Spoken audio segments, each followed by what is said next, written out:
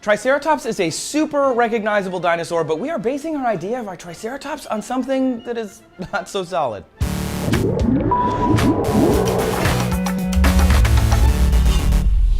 Howdy gang, Trace here. Thanks for watching D-News. I loved dinosaurs as a kid. Maybe you did too. One of my favorites was the Triceratops. It had these big spikes on its head and it had like a shield carapace. Who was not here for that? Anyway, recently some research was published that said the Triceratops was not real. Firstly, a Triceratops skeleton is an extremely rare find. Like, there are only a handful of them on Earth. Out in Wyoming this week, paleontologists unearthed a new Triceratops skeleton. They already think that this might be the most complete skeleton ever found, which means that there's half of it. There's half of it. The Triceratops was discovered in the late 19th century by American paleontologist Othniel Marsh. He also discovered the Brontosaurus, which he believed to be a cousin of the Triceratops. Since then, many skulls have been unearthed, but only 3 good skeletons. 3. That is not a lot.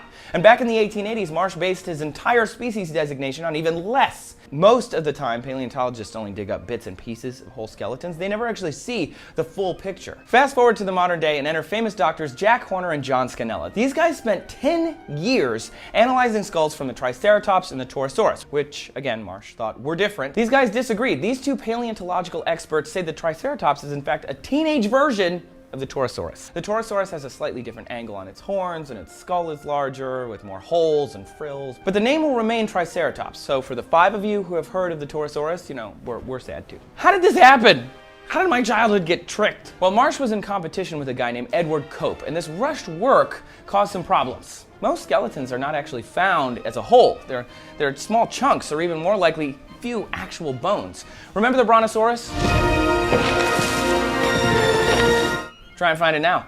It's not there. It's like the Brontosaurus. It was a juvenile form of a larger species it grew up to be, an Apatosaurus. So Marsh messed up again. He never even found an actual Brontosaurus skull. He used a skull from a completely different dinosaur to complete a museum model, changing science's future in the process. We weren't the only ones who were tricked. The US Postal Service made a stamp with the Brontosaurus on it. Jurassic Park featured it in its movies, and it wasn't even a real adult dinosaur. The Triceratops and the Brontosaurus show that maybe we aren't so sure what was wandering around on the Earth 65 million years ago.